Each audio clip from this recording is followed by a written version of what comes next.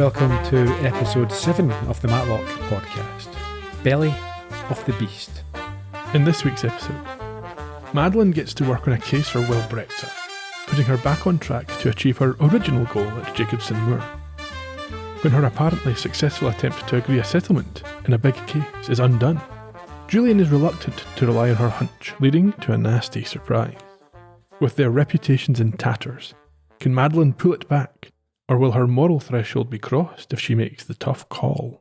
My husband proposed to me on a fishing boat on Lake Lanier over a 12-pack of Coors right after telling me about 3 bodies that had been found there. So if you don't do that, you're going to be just fine. Good evening, Ian. Are you okay? I'm not too bad, Gerry. How are you? I'm fine. Is your proposal anything like that? No, it's my anniversary today, however, as you know. Yes. Podcasting, that's dedication. It is to podcasting more than the marriage, really. Yeah, and to highlight that, the wife said to me this morning, 12 years, eh? I said, no, 13. Oh, is it? There you go. Beans and toast tonight, that's a podcasting diet. She's not making a second dinner, so when I get in, it'll be whatever's easy cupboard, and quick, yeah. Oh well. Anyhow. But you didn't mention any dead bodies when you proposed? We don't talk about that. No. You keep the dead bodies under the patio. Obviously. This episode felt like a bit of a ramping up. I think when it broadcast originally, there was a mid-season finale after next week's episode. So although we're not going to stop, we're just going to rattle on through. I think we can acknowledge that the pacing of the episode and the plot is building to I presume will be a cliffhanger next week. It's coming to a head, isn't it? You can tell that. Christmassy, this week's episode. It's good to feel a bit of Christmas cheer in what is now February for us. Yeah. Do you like that? Do you ever watch a Christmas movie when it's not Christmas? Well, this is what I was just thinking a couple of minutes ago. It places the episode at such a specific time that it feels kind of weird watching it when it's not Christmas. Mm-hmm. That's how I felt. The Christmas party stuff. Yeah, not sure it's a great idea, but it makes sense for the first broadcast. That might not be when it broadcasts in the future. In fact, almost certainly it won't be when it broadcasts. But then nobody broadcasts things anymore. It's all...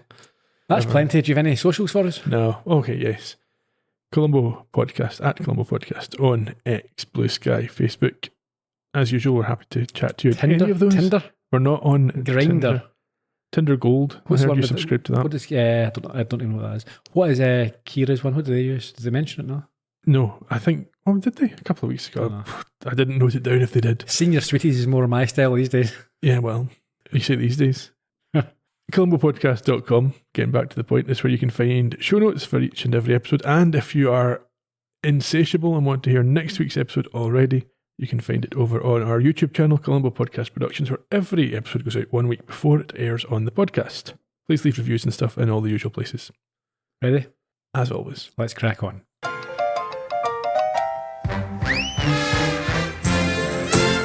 So this week's recap, again, does the usual bit about Madeline's stuff, but we are reminded about Olympia and Julian's reunion, about Kira and Sarah, about Billy and Claudia, and about Madeline's health scare, as well as her decision to continue in the position because she was put on Wellbrexa. Indeed. Christmas spirit is not the only thing that is high, as we see an invigorated Maddie get dressed and take a call from Edwin, who is in Florida with Alfie for the holidays. So we're at the Kingston mansion. Mr. Edwin not appearing in this episode, or Alfie. No. And they probably aren't even on the end of the phone because we don't even hear them. Budgetary constraints. That's it. We're not paying them for this one. We'll mention their character names, but they're not getting any money. She assures her husband that she's great. And as she slips on a mama, a bracelet, so it's one of those lots of, what do you call it, the trinkets? Friendship bracelets. Yeah, that type of thing. And states that she is back and the Pharma boys are about to meet Pharma Granny. Did you believe her, or do you think this is a bit of an affectation? What? That she feels like she's back? No, I think, yeah, I did believe her, yeah. You think she does? Re-energized? Yes. It's not a false dawn? No. Okay. I thought maybe it was a little bit of an act. She talks about how aware she is that she has to ingratiate herself to these Wellbrexa bosses, and agrees when Edwin suggests, although we don't hear him, that it's like going into the belly of the beast. Episode title covered this week. Good. And says she could not be more ready than she is. She also says that Senior won't be there at the meeting with Wellbrexa, as he only turns up when the head honchos are in town, and so she won't be able to access his computer. Surely that's the best time. Yeah. Does he take it with him? Again, it's this whole thing about you have to physically be on it. It's if you're looking... Yeah. After the Matlock title comes up, we have Christmas music. We also find out that she is intent on impressing the Wellbrexa in-house legal team, because I think they will have a big say in whether or not she gets kept on. But certainly they would have a big say issue in her not being kept on if they felt negatively towards her. We're then introduced to a new character at Jacobson Moore. Stuart. He is Senior's assistant. But yeah, we don't find that out right away. All we know is that Mrs. B wants Madeline to settle a dispute with him over a very garish Christmas sweater, and he is part of the Jacobson Moore a cappella group, who Mrs. B is also involved with. And as we find out later, Billy and Sarah and Shay. He doesn't think that these sweaters are aligned with their vision. Yeah, she refers to his holiday season tyranny. And when Madeline appears to take Mrs. Belvin's side, she is instructed to stay out of it, as the sweaters, as you say, do not align with the vision. And he makes the point that Senior has given him authority over all sartorial decisions. Do you think this is a bit of a cliche? Sort of the gay guy being good with fashion and all that type of stuff? Is he gay? Yeah. I hadn't clocked that. All right, okay. But really? So your gaydar's not as good as Kira's then? Apparently not. No. Shay shows up to expose this lie that he's told. Yes, the human lie detector calls him out, resulting in a snarling Mrs. B insisting that they will be wearing them as a cappella is all about fun and you're going to have some fun, damn it. So your trope is broken by the fact he's not got control over fashion. No, but he is very fashion conscious. I think you just didn't like that jumper. I think that's too much of a leap. Well, maybe. Shay then walks along with Madeline for an impromptu truth session, which causes a bit of concern. Yeah, obviously she's very nervous around Shay. Yes. She can feel that there's maybe something about Shay. Or she's concerned that Shay can tell that there's something wrong with her in general. But it's more specific than that. Well, yeah, I think she says at first that she's not been sleeping well, and Madeline sympathises because she hasn't either. But yeah, what's the concern this time with Shay? It's nothing too serious for Madeline. Sarah has lied to her. She said she's got a head cold. She's faking it apparently to get out of performing in the group. And this is a disaster from Shay's point of view. Yeah, they take it very seriously, don't they? Yeah, well, without the alto voice, her soprano will just sound airy. And so a relieved Madeline agrees to try and persuade Sarah to get involved as Shay strides off. And that's where we find Madeline next in the U3 office where Kira is waiting. Yeah, she high-fives her on her way out, and Sarah fumbles her words again while agreeing to meet her at the office party. So, see, this is the thing. I'm not sure. It's just been such a departure or such an about turn by Sarah's character, who was very straight-laced, and now she's always sort of fawning, giddy and giggling, all this type of thing, and they can't, the two of them really can't help. Yeah, it's not how you would expect her to approach a relationship, but then maybe that's part of what they're doing. Yeah, it just seemed there was no personal side to her, no romantic side, and all of a sudden it's went the full, not to 100 miles an hour in 2 seconds. She's not as cautious with Kira as you would have anticipated she might be from what we know of her. Because she puts up shields, doesn't she? And she's very concerned about what other people think about her. But this all just disappears as soon as she fancies someone. I don't know. Yeah, well, it's an interesting side to her character. Mm-hmm. This fact that she's meeting Kira at the party explains to Madeline why she won't be able to sing in the group. Yeah, she admits that she doesn't want Kira to know about any hobbies that are not hot. Objectively hot, yes. Yeah. Before Olympia enters to take Maddie to walk with her to the Wellbrexa meeting, and she sighs that she will miss the pair after leaning on them since she arrives. So it's a genuine... Yeah. Billy says he's going to miss her too. Sarah won't lie and say that she also is going to miss Madeline, but does wish her well. I enjoyed that. She also says that she knew that this is probably my favourite line of the episode. The one about Madeline would have left them sooner or later. And then points up to the skies. Yeah, she doesn't get in a box or go to another department. I've just written in square brackets, implies Madeline will die soon.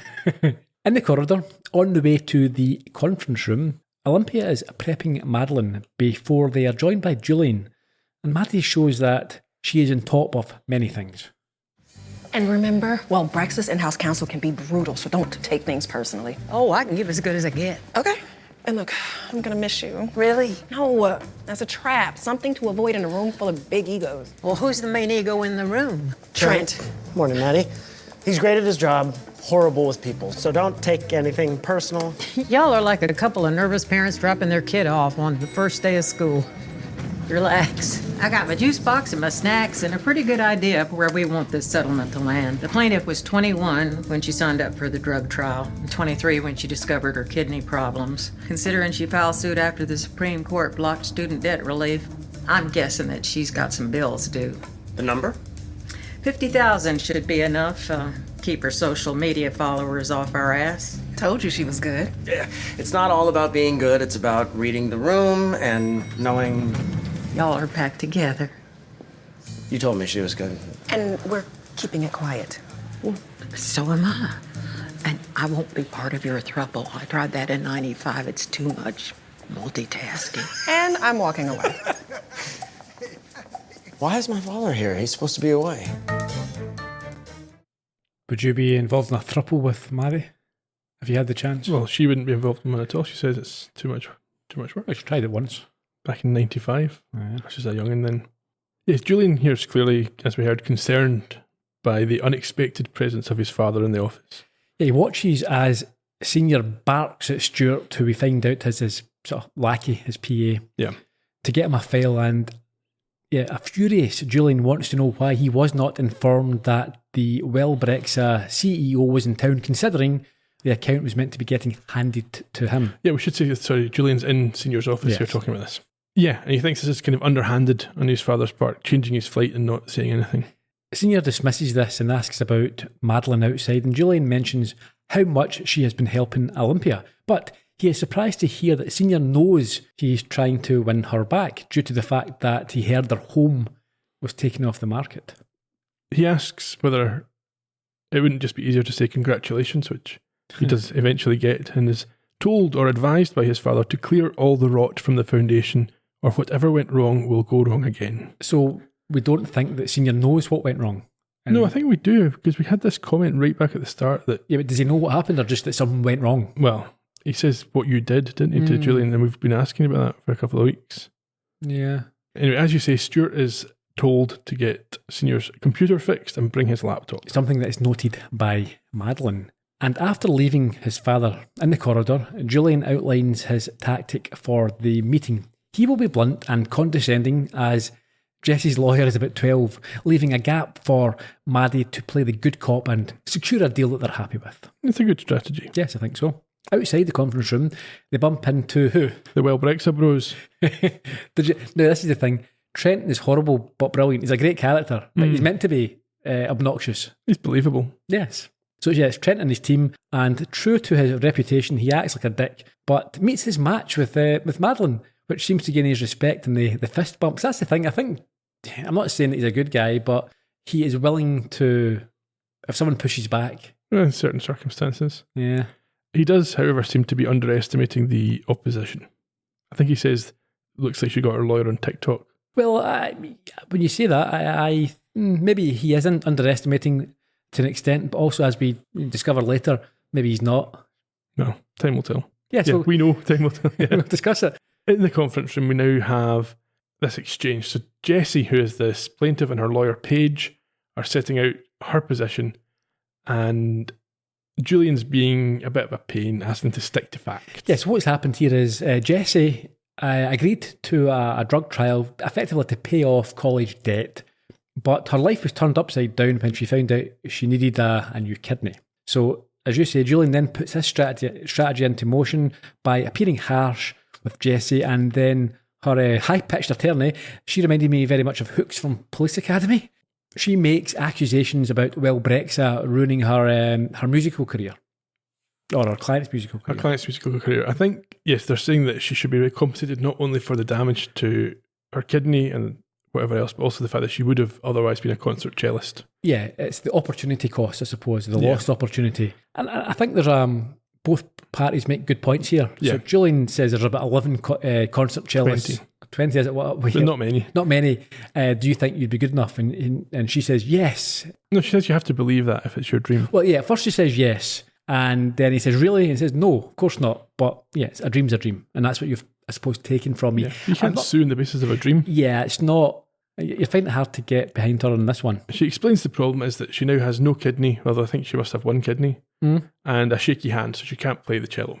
Yes, however, Julian states that the FDA approval process is very rigorous and that none of the Wellbrexa reports suggested any such risk. Now, she snaps back. Yeah, she says that someone must be lying in order to have got that approval. Yeah, she saw a blue cerulean folder from the doctor which did highlight these issues.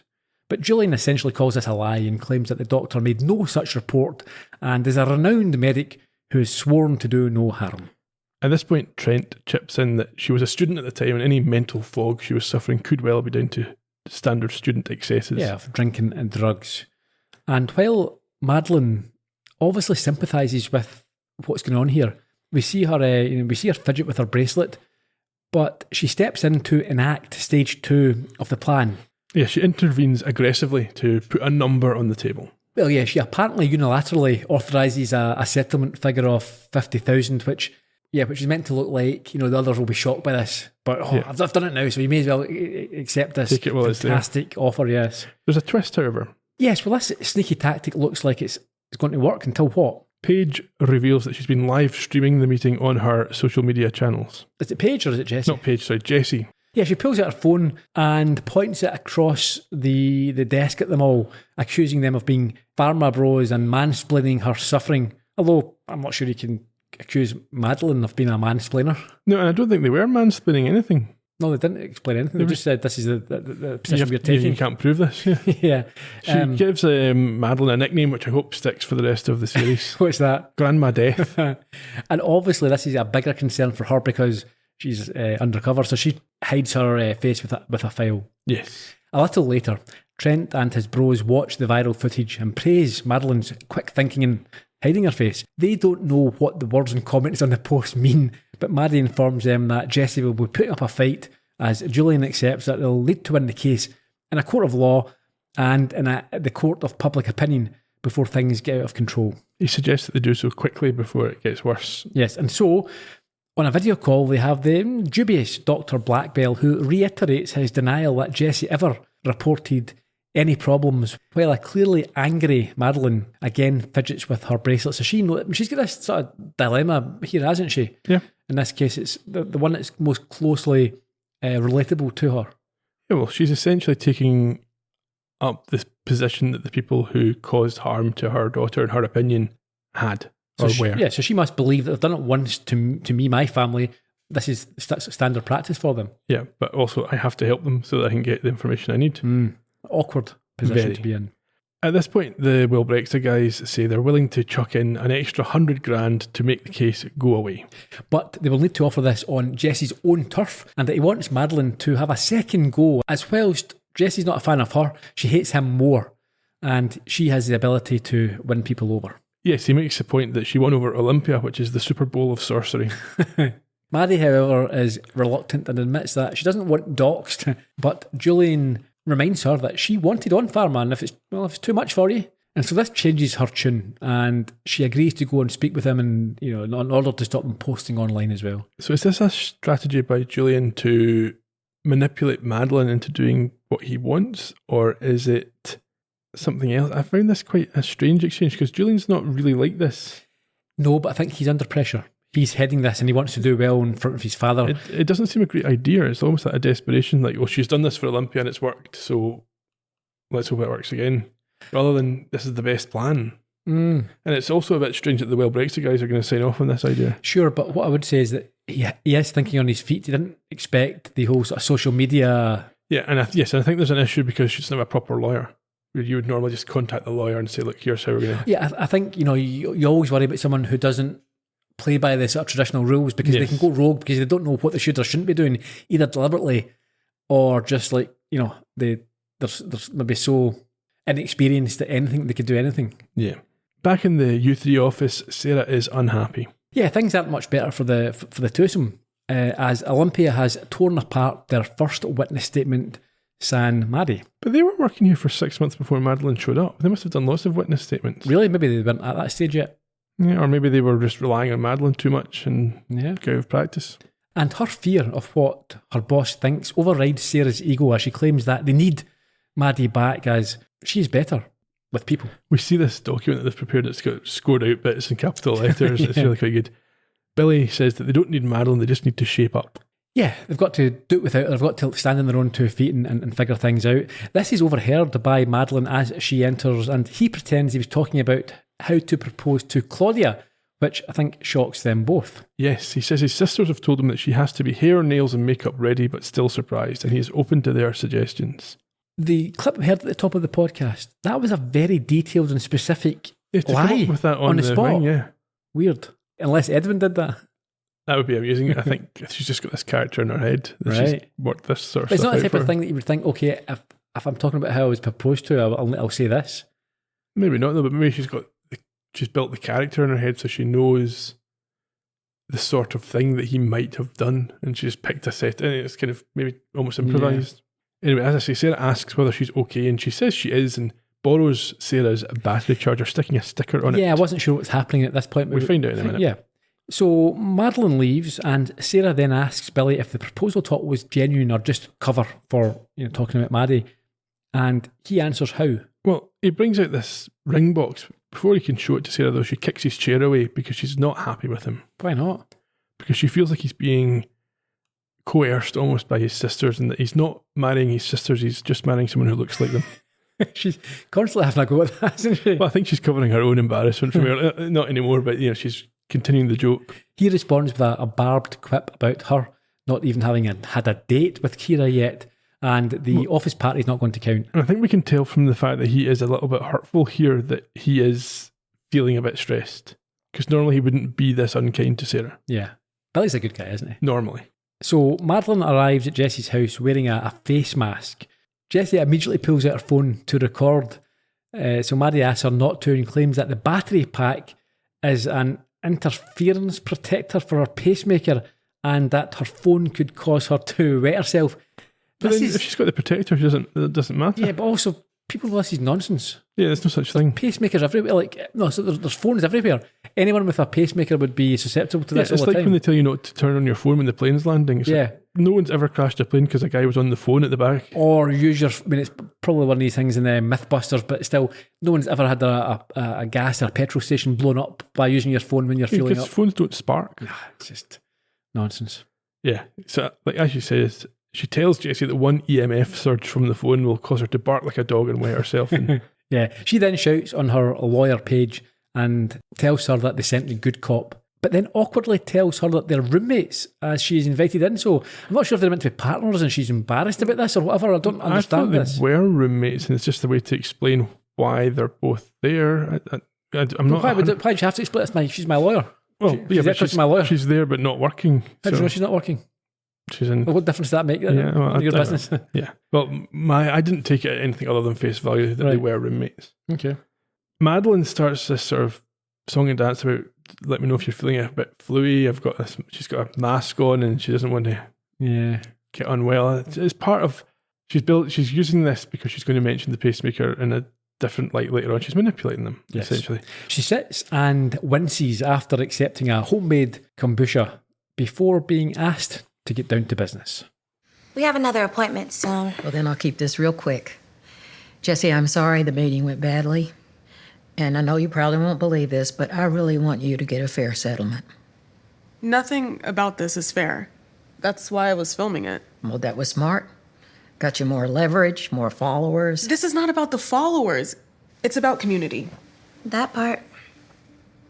Playing music was my gift, my reason. And before I got sick, I spent 10 hours a day in rehearsals and classes. And after everything happened, I had nothing. I felt totally alone. Until I found this huge group of people who know what it's like to live with a chronic illness. And I know, to these soulless corporations, I'm nobody, nothing, but I'm here. They can't just sweep us away. I can't tell you how deeply I understand that, Jessie. And I don't want to sweep you away. Then why do you work for them? Well, My daughter died, and I'm raising her son. And I needed the money. That said, I have a moral line, and my client is also responsible for the pacemaker keeping me alive. So things aren't always as black and white as they seem. They wouldn't have sent you here without a new number. What was it? Well, they told me 150,000, but just like they lowballed you, I bet they lowballed me, so let's say 250. We'll talk about it. Thanks for stopping by. See, I think here as well, and we can discuss it a little bit later in a bit more detail, but the inexperience or the maybe greed of Paige, Okay. not perhaps realising what a good offer is and just to take it and try to push the envelope a little bit further. I mean, you It's can't always a really risk. you can't really tell from the clip there, but what you could see when Madeline offered the 250,000 is that Jessie looked like that was a big deal. Yes. She reacted strongly. And it may well be that her lawyer should say, you know what, we could get more, but if this is a number that you're happy with, that suits you, Yeah. maybe you should take it. Anyway, Just before that clip, they told her that they had an appointment soon, so they had to be quick. And that comes into play next as we see Julian in the office speaking to Madeline on the phone. yeah, he seems happy when she calls her with the news that she thinks Jessie will take 250, and he confirms that that was in fact the real ceiling. However, while on the phone to her, Trent bursts in asking what she has done and showing him another social media post where the pair lash out at Maddie and her new offer and inform them that they are now suing not just for damages, but Not for damages. not at all. Yeah, they're leading a class action, I think, aren't they? Yeah, for all the trial participants. So I don't understand this. So they're not wanting money anymore. And you can't just decide to lead a class action for everyone Well, else. she's surely. arguing that you can based on some experience that her aunt told her about. But do they not have to agree to be part of this? I mean, the whole point of a class action is they get together and say, you can represent me. I don't know. So she talks about some kind of third party rule. I don't know the rules. Yeah, and not just that, they're going to have these trials stopped. Yeah, and Trent reveals that they've already got a preliminary injunction to stop the trials, which costs Wellbrexa $1 million a day for as long as it goes on. Not just that, he's obviously furious with Madeline. He says that Grandma got played by them. Because she doesn't understand. She was convinced they had actually considered that they were going to take her proposal. Now, this is only, a matter of hours later. At the most. Yeah. So Julian did say at the start he'd missed some calls from Madeline, so that establishes that there's some time having passed, but she's not made it back to the office yet. Yeah. So I think she has been played here. I don't think they had any intention of... I don't know, because Jessie looked like that seemed like a big deal, that offer to her. Well, that's what I'm saying. I would blame her inexperienced TikTok lawyer. Maybe. You know. Something's happened, and we're going to find out what. It appears to be an all-hands-on-deck emergency meeting in the conference room, with Trent panicking and wanting to find the real number it will take to shut down woke Jessie. Yeah, because no matter how woke you are, there's always a number. Yeah, I mean, I'm not sure about the woke remark, but I would say that in many cases, most people have a number. Yeah. Your principles will be put aside. If you can offer enough money, you can probably shut them down. I'm not sure that Paige is woke. She certainly is very young, and she speaks young, and she has a very online sort of way of being. Yeah, I don't think she's woke at all. I think she's quite cynical. Yeah, but she's definitely very online. Yes. Julian presents the company's strategy to Wellbrexa. He says that they don't want to just throw money away without some sort of strategy behind it, as that's what's caused this problem. However, Trent immediately implies that no, it's Madeline that's caused this problem, which seems harsh. It does, yeah. But She was sent with an offer, and whether they accept it or not, it's not down to anything that she has or hasn't done. And he reiterates the financial loss to the company. Madeline stands to say something, but is cut off by another tech bro suggesting raising the offer to $500,000. Julian says the first thing they need to do is get a gag order to keep Jessie off social media. They should have done this before the last video. Yes. After the first one, they should have immediately been going to the court saying, like, she's recording our private meetings. This needs to be stopped. Yeah, and this is the point, I think, where they're interrupted by Senior. Yes, he bursts in and says pretty much the same thing Julian just said and insists that the case cannot go to trial, which you hear quite a lot. Mm-hmm. In fact, we heard it in the first episode of this series. I think Elijah was saying it to Olympia. And he exits as quickly as he arrived. I think the legs have been pulled from under Julian here. Yeah, well, we see him then ranting about that in the canteen to his wife.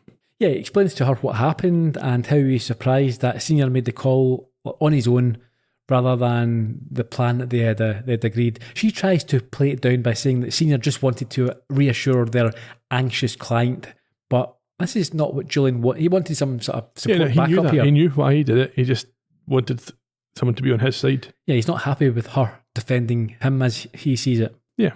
Over at the Kingston mansion. Yes, the single occupancy Kingston mansion, as it is for this particular episode. Madeline on the phone to Edwin. Why they've done this? It must just be a cost thing. There's no plot reason for them to be in Florida. No.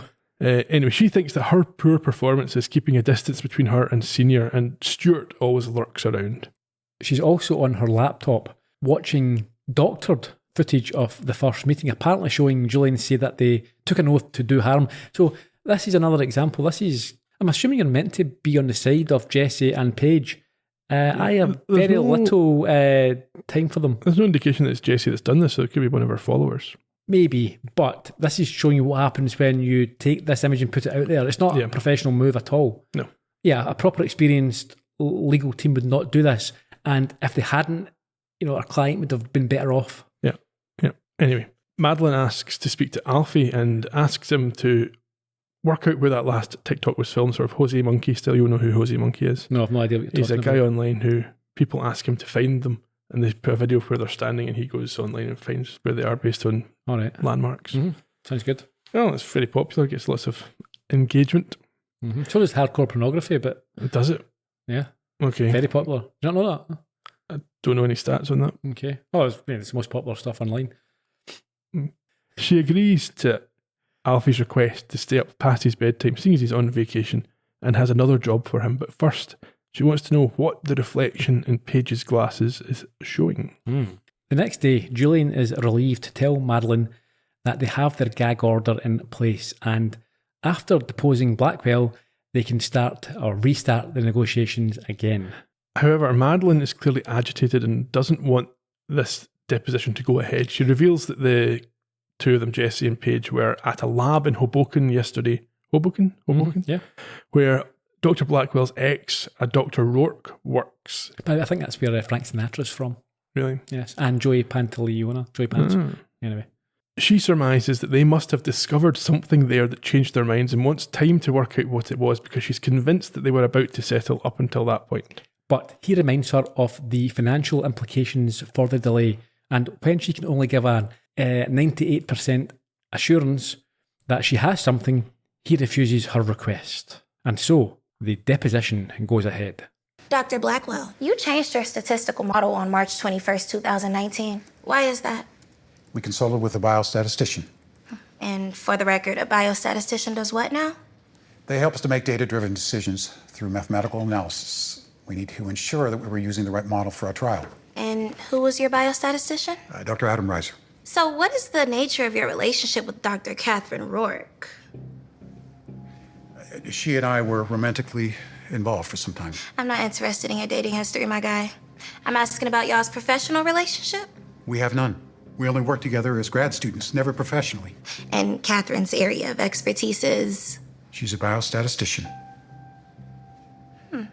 So she would understand the model you were using and how many reported symptoms would cause your test to fail or succeed. So for instance, if someone reported a stomach ache and you had a few other reported stomach aches, a biostatistician would know how many would result in a failed drug trial.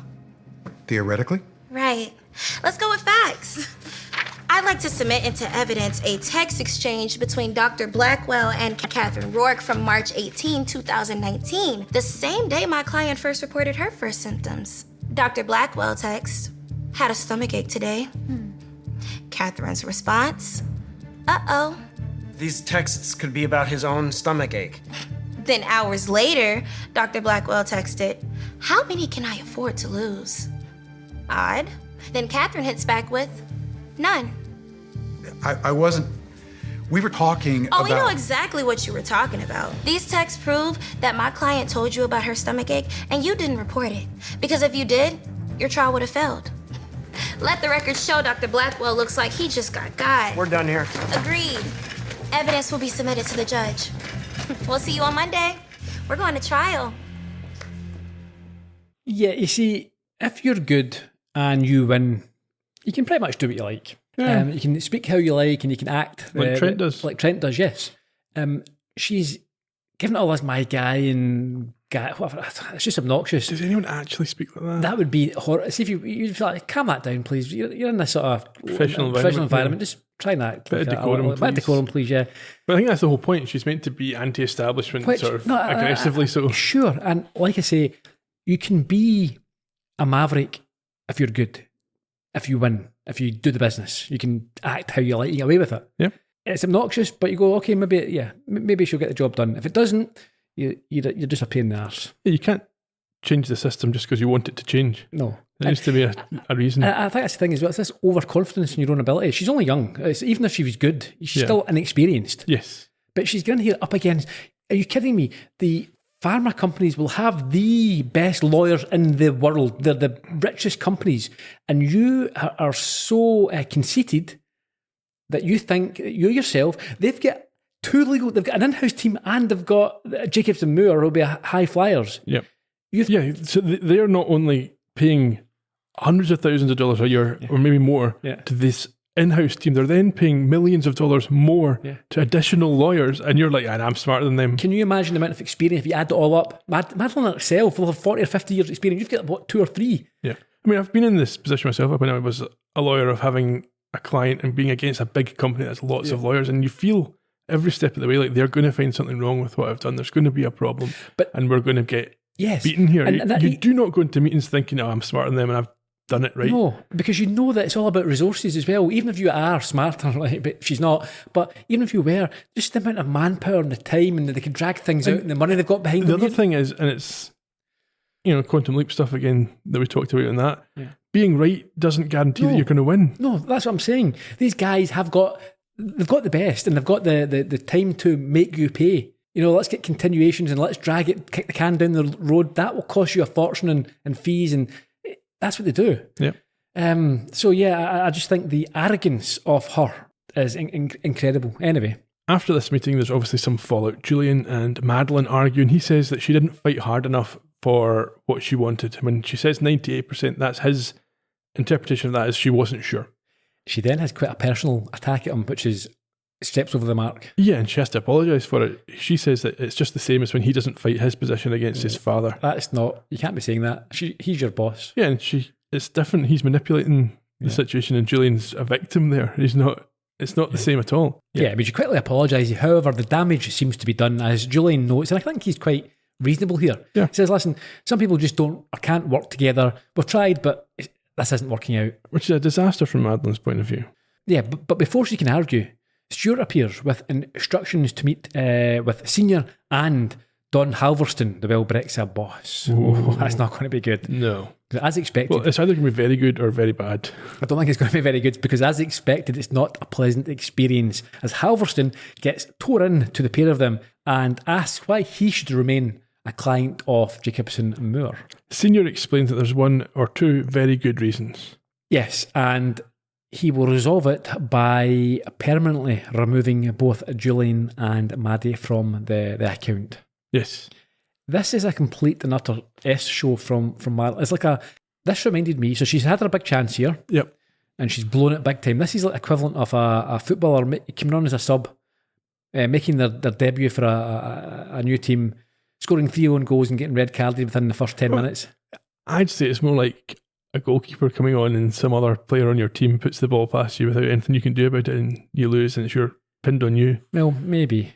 Because I don't think Madeline's really done anything wrong here, and it's not something she should have. If she has misread, if she's been in there thinking, I'll just be the granny and they'll fall under my charm, and she's underestimated them and how cold and calculated and cynical they are. Yeah, but there's nothing she could have done different, even if she'd realised that. They're still in the same position. Maybe, yeah, fair enough. Anyway, in a daze because of this, Madeline walks into the Christmas party and tells Shay to leave her alone before spotting the seemingly healthy Sarah, who claims to be a little under the weather. Well, she has earlier. We heard Shay complaining about this at the start of the episode, and so they have a head-to-head here and work it out between them. Yeah, she opens up. She's honest. She says she doesn't want to perform. She is okay, but she's smitten with Kira, and she's doesn't want to look uncool. Yeah, but rather than be sympathetic, Shay blackmails her into agreeing to perform under threat of her telling I quite like this, the aloof yet oddly confident Kira that she was meant to sing, but has severe identity issues and that she should stay away from her. Yeah, that's really unfortunate. And so Sarah agrees to do it. Yes, Olympia, who's not up to speed with the latest developments, approaches Madeline and... Madeline is sort of slumped at the bar almost. Yeah. She reveals that she and Julian have been fired from Wellbrexa, and rather than sympathise with her, Olympia explains that she better go and see Julian. I think Madeline understands. Madeline then has to deliver the news to the twosome, who have come over, and she is somewhat uplifted when they say that they both want her back in the office, or they would take her back, especially when Sarah says that they miss her because she's good. Yes. She asks about Billy's proposal, and he says he hasn't done it yet. Yeah, he's trying to delay this, and Sarah has a go and says that they've been together for so long that they're practically married anyway. So she's saying, like, what's the big deal here? Yeah. It's a certainty. This kind of gives Madeline a bit of a marble rolling experience. Yeah, a eureka moment of the week. So she gets up to go and do some research, and on the way orders Sarah not to wuss out on performing and tells Billy not to be such a people pleaser. Yeah, he should do what he wants. Yeah, and so Billy looks over at Claudia and decides the time is right and asks Sarah to meet him on the crying patio with all the decorations that she can steal. And I think her response is a bit unexpected. Yeah, what did she say? She says, no problem, I love stealing. Olympia then gives Senior a bit of a talking to. Yeah, we can see a concerned Julian watch this. She strides up to him and demands to know what he's playing at. He doesn't see the big deal and tells her that Julian was simply the collateral damage of keeping the client on board. She tells him that a good lawyer would have found another solution, and he warns her to consider her next words very carefully. Yeah, she's taking a chance as well here. Well, to a certain extent, but then this shows that she is fully reinvested in Julian, doesn't it? Yeah. I think that's the purpose of this. So after this warning, she replies that she always does consider her next words carefully and won't waste any more on him before walking off. I have to say, Olympia is generally very professional. This was a Christmas party. These are the type of things you don't do. People are drinking, people are drunk. Having a go at the boss in public at the Christmas party it's not going to be good. Rarely pans out. Yeah. As you know. Julian then shares a moment with Olympia. So what do you mean, as you know? I've never done anything like that in my life.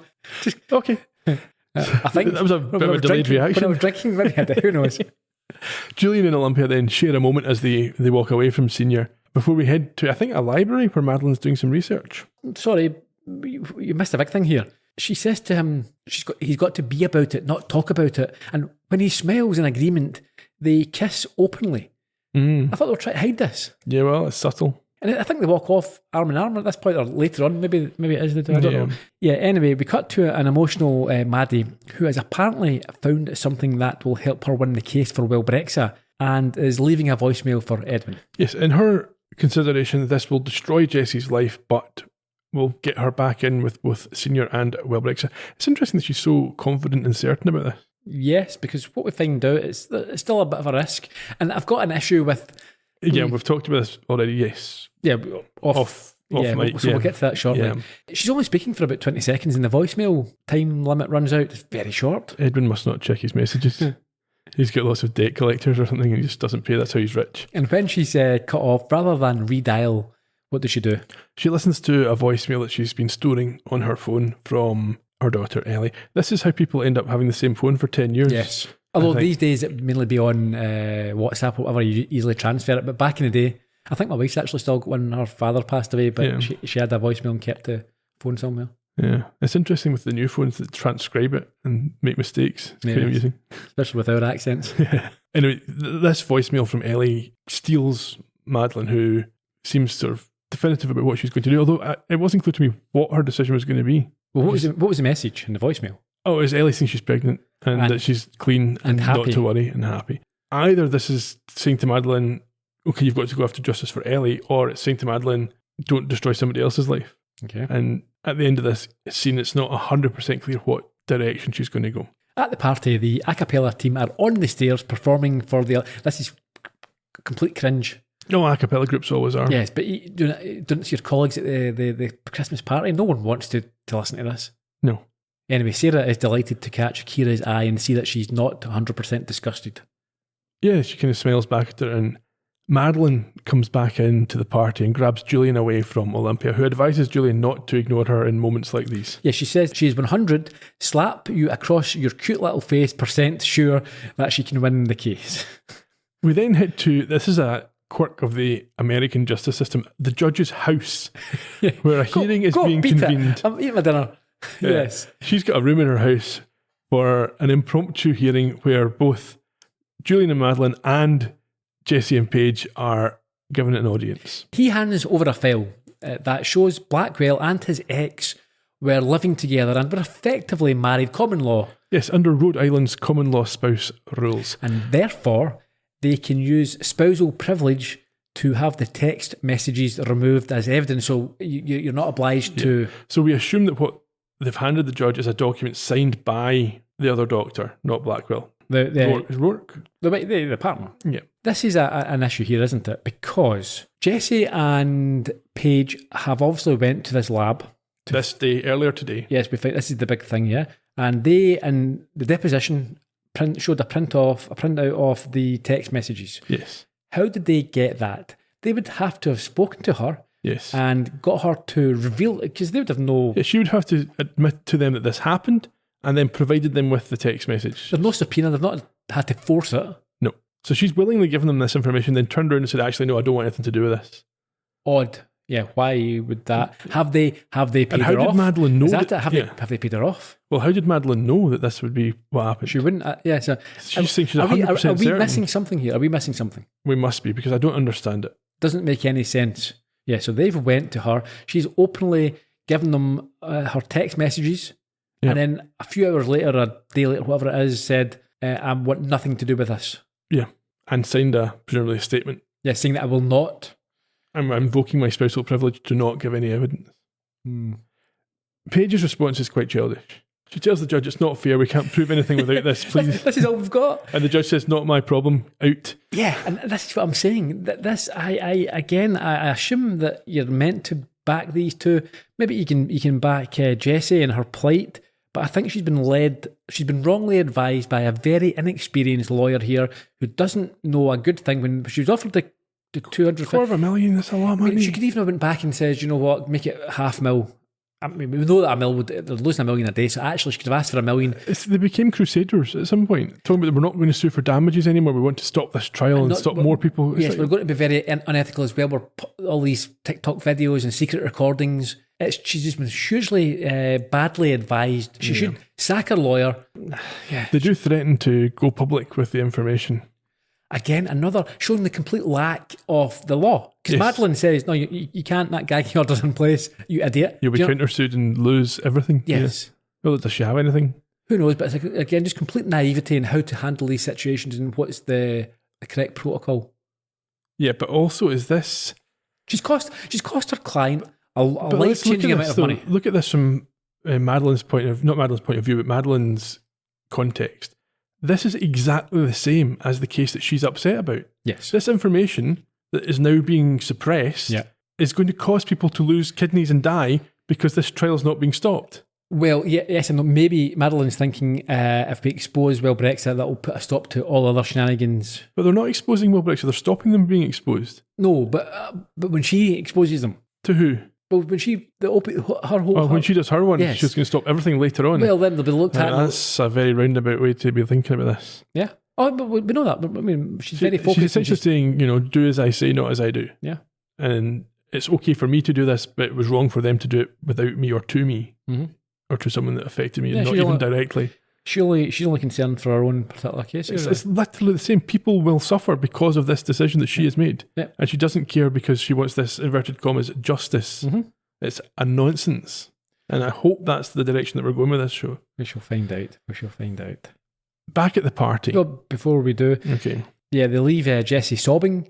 And I don't think she's pleased, Madeline, to hear Julian whisper that she did good because she feels guilty about doing good. No, I can't feel that guilty though. Not that guilty, no. Back at the party, Kira pulls Sarah aside and forces her to sing in private. This was really awkward and really cringy, creepy. I'm surprised that Sarah did it. And then, yes, sing for me right now.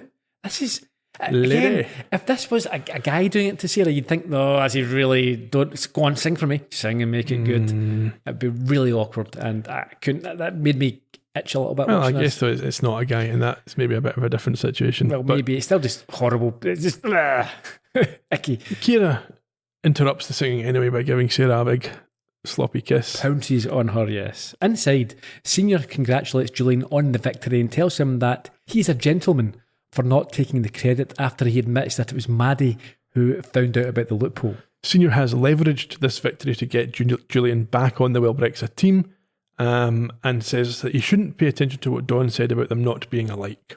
But Julian is happy, maybe too happy, to agree that they are nothing alike, and his smile vanishes from his face when Senior responds that they both know that this isn't true.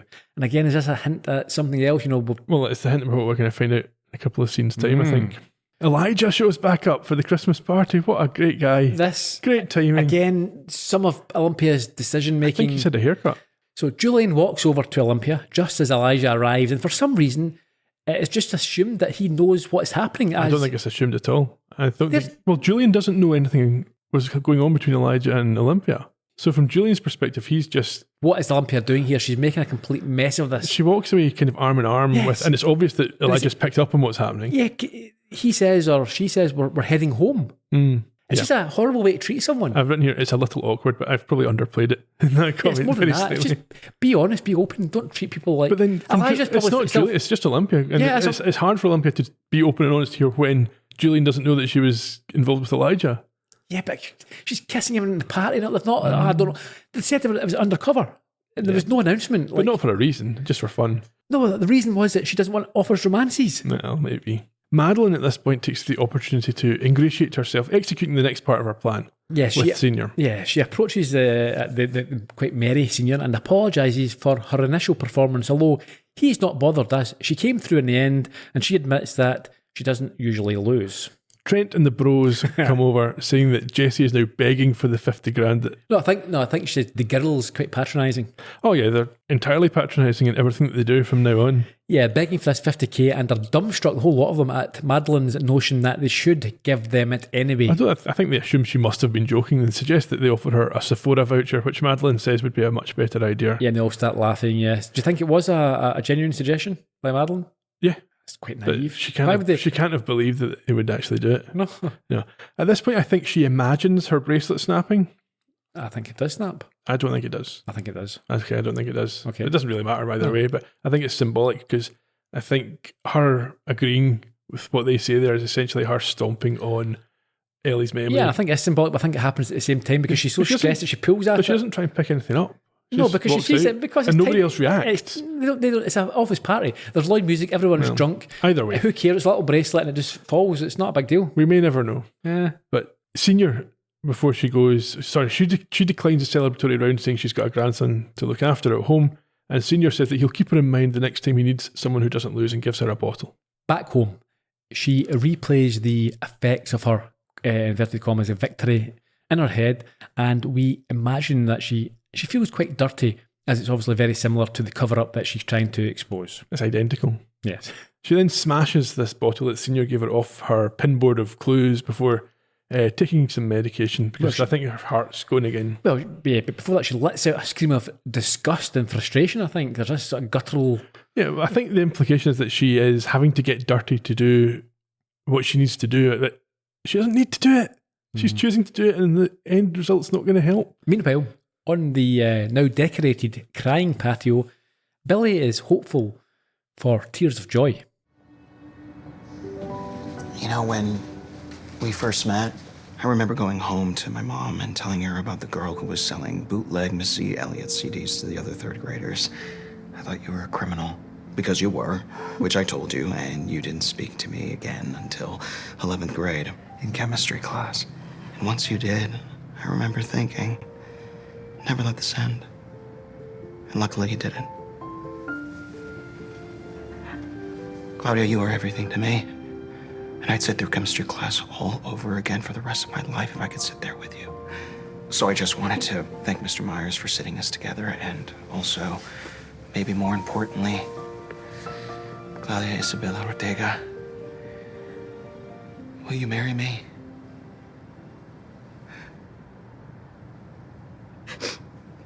I've been trying to find a good time to tell you, but between your sister's birthdays and your mom's paint and sip.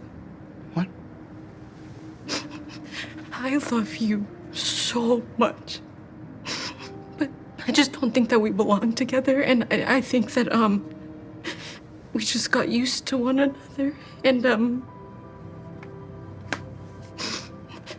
so sorry, Billy. I'm so sorry.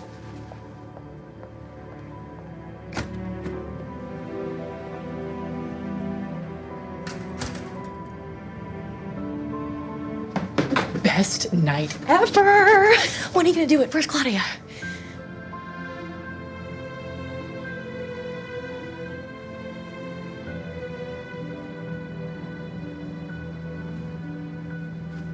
Oh, I'm so sorry.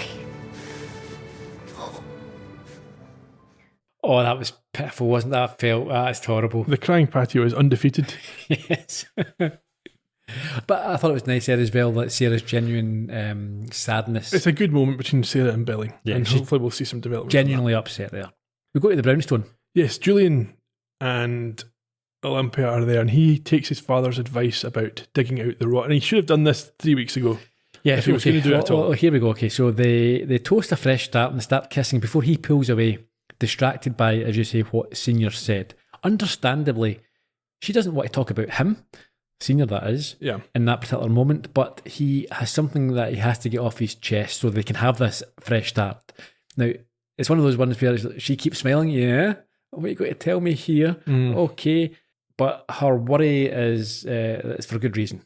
Yes, he was cheating on her before they broke up. When things were bad. Well, that doesn't make a difference. Is this a good, or is this I think this is a commendable move by Julian. I think it's a stupid but too late move by Julian. Too late, but so it's better. You can understand he wouldn't have done it when they broke up because he didn't have any concept they would get back together. So there's no point mentioning it. It's not going to help anything. It's in the past with the relationship. It's already ended.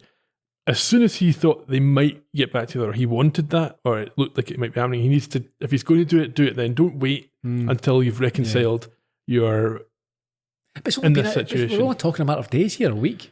I know, but still, I think it's. I think no, I don't think he shouldn't have said it. I do think he should have said it sooner. I think yes, yeah. And in fact, he should maybe have just dumped out while they were broken up or when they broke up and got it over with at that point. This understandably devastates her, and she gets up and she walks off without a word, leaving him thinking, "Oh God, what have I done here?" Well, he must have known what the action was. Telling her isn't the thing he's done wrong. It's the fact they did it in the first place. Yeah. Elijah is rubbing his hands. Come back, baby. You can predict now that Julian's going to find out about her and Elijah and try and make out it's the same. Why? What? She wasn't having an affair? The fact that she was involved with Elijah at all, he's going to see that as equivalent. Not sure. I'm not saying that's right. I'm just saying that's my I don't think, I'm feeling sure that might happen. Okay, well, we'll see. Anyway, back at the party, Stuart is annoyed to be getting a request for his email password from Senior during the festivities. Yeah. But we have a cut back to Madeline asking, I think, remember when she was on the phone, she had another question for him? And what is it that she wants to know? Yes, she wants Alfie to tell her how to use AI to mimic someone's voice. I think what he's achieved here is incredible and beyond what someone would expect. Even just now, because she's only recording from a hidden microphone, a hidden recorder, a few snippets. You're not if you think the thing that came to mind for me was the new Michael Parkinson podcast, where they've got an AI version of him interviewing people using hours and hours of footage to generate this. Really? And Alfie's done this in 5 minutes off 3 clips. Yeah, you couldn't do that just now. I don't believe it. Anyway, she does successfully get the computer password from Stuart. And we see this sort of look in her face thinking, yes, I'm in. Still needs to get the computer. And there we have it. Yeah, so there's no doubt now that she's a villain. Yeah, well, she's always been a villain. It depends, Do you think Olympia's going to forgive Julian for his indiscretion? Maybe. If she accepts that things were bad and they'd effectively ended the relationship before officially ending it, then maybe she goes, I can accept why that happened. Yeah, or maybe she can't go over, sees it as a betrayal. And, maybe. Yeah. Do you think that the outcome of the case was fair for Jessie? Yes. I think it's fair for Paige, for sure. I'm not sure it was fair for Jessie. Well, I think that, I said it earlier, I think you don't have to be a lawyer yourself to know that you need good representation. That's why you need good representation. And I think for her to think that her pal, her TikTok pal, can come up against pharma legal teams is utterly naive and outrageously stupid. The thing that I was thinking though, so before they knew these text messages existed, they were offering her $250,000. They then found out about the text messages, which was a reason for rejecting $250,000, and then they got barred from being in evidence. But that just puts her back to where she was before they knew she had it, and at that point they were still willing to offer $250,000. Yeah, that's a point. The problem is though that they've given up their damages case and started up this new case, which they can't win because they don't have the evidence, I think. Yeah. But it was kind of skimmed over a little bit, I think. Yeah, it wasn't hugely robust in terms of the legalities of this week's episode, but... Just sum up quickly, because I always go over the main case. Go for it. The main case in the episode is the claim by Jessie Stevenson, a young woman who participated in a drug trial that she believes damaged her kidney and ruined her music career against Wellbrexa. She recovers copies of text messages suggesting her reported symptoms were covered up to enable the trial to succeed and refuses an offer on the table to settle the claim. Madeline is then able to have that evidence excluded on the grounds of common law marriage, and Jessie's claim is presumably unsuccessful. We don't actually see that happen, but we assume she gets nothing. Trivia? Have you got any? No trivia, production information. Okay, I've got trivia. We'll come to that. The 5th of December 2024, it aired in the UK, maybe the States as well. New director this week, Tessa Blake. She has also worked on Station 19, A Million Little Things, The New Quantum Leap, CSI New Orleans, iZombie, Bull and The Blacklist. A new writer as well, Hina Sikander. Not a massive CV, The Old Man, Hello Tomorrow, and The Terminal List. On to the cast. We have Dominique Gale playing Jessie. She's born in Miami. Again, not a huge resume. She has appeared in Edge of Everything and First Love. Paige was played by Zamani Wilder. Born on the 1st of June 2000 in Atlanta, Georgia. You may have seen her in Swagger, Sacred Lies, Adam Ruins Everything, as I'm sure you can relate to, Ian. Oh, yeah. And Ant-Man. Stuart, new character, I think he's in a couple of episodes, played by Francisco Chassin. Again, not a massive CV. He has appeared in So Far So Close, Sestra, TMI Hollywood, and Unusual Attachment. Your favourite, Trent? Yeah. Was portrayed by Josh Archer. Born on the 25th of October 1986 in Fairfax, Virginia. You have seen him recently, I believe, Ian, in Based on a True Story. I have, season 2. Bosch Legacy, also Station 19, American Crime Story, Lethal Weapon, the TV show, and The Bold and the Beautiful. Interestingly, perhaps, he is in real life a registered stockbroker and equity research analyst. Well, he's got the air. Yeah, to go with that. He does, yeah. The character of Dr. Blackwell was played by Mark Atterbury. I have seen him recently in Lincoln Lawyer, Yellowstone, NCIS, Curb Your Enthusiasm, American Horror Story, American Crime Story, Gone Girl, Grey's Anatomy, House, Justified, Criminal Minds, Dexter, 24, The Shield, Hulk, and going back to Demolition Man, I think it was an uncredited appearance back then. He was a successful headshot photographer in LA for a number of years before he started acting full-time, and he is a certified stock car racing driver. Not a stockbroker. No. Our last appearance, so we'll mention Bella Ortiz, who played Claudia.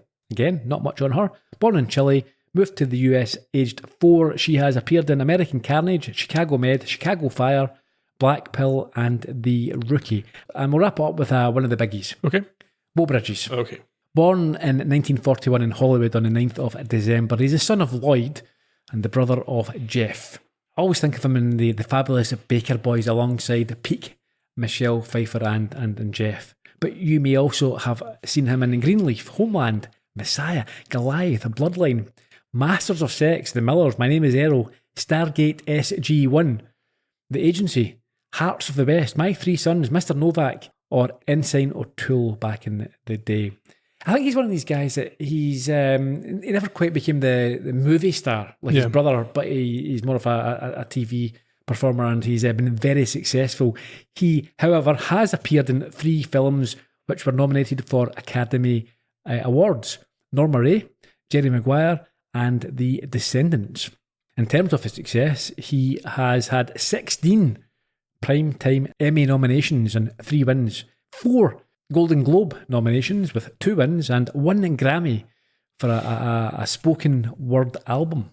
He was, again, maybe not the type, maybe not what you'd assume, but he's a very promising basketball player in his youth and was scouted by several NBA teams. Obviously not that good. More than scouted. Yeah. But still, I assume being scouted means you're of a very significant caliber, standard.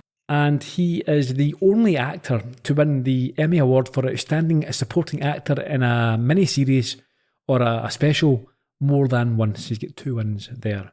And he has a star on the Hollywood Walk of Fame. That's a good effort. And his daughter was in it recently. She was. You've got some trivia, I believe?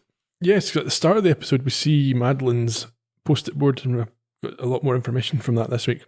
So there's a group of post-its at the top, and one of them says, unknowingly the best informant ever. Not sure what that refers to. There's one that says, leaves legal files / folders open, exposed on passenger seat of parked car. One says, gossips and overshares about cases. And another says, her passcode accesses the Jacobson Moore levels, 19 to 25. Oh. There was more. There's one that says, baseball fan, I noticed a decal on his car. There's one with a picture of Trent and Clay and the other guy, and it says, Wellbrexa Bros. And then there's a picture of Don Halverston. It says, Don Halverston, Wellbrexa CEO. And then there's a list of these Wellbrexa guys. It says, Defence Counsel, something, some of the words weren't clear. Wellbrexa, Trent Boyle, something's power. Cody Reynolds, typical number 2. Ben Kleeman, the caboose. There you go. Very detailed. Thank you for that. Well, it's all stuff that we're trying to keep track of. For sure. And it also shows that Madeline knew everything about these guys before she went in, so the stuff that she was being told, she already knew. Okay. What have we got next week? Next week, Madeline's document hunt causes her great stress as we reach the mid-season finale in No Monsters. Well, until then, cheerio. Bye-bye.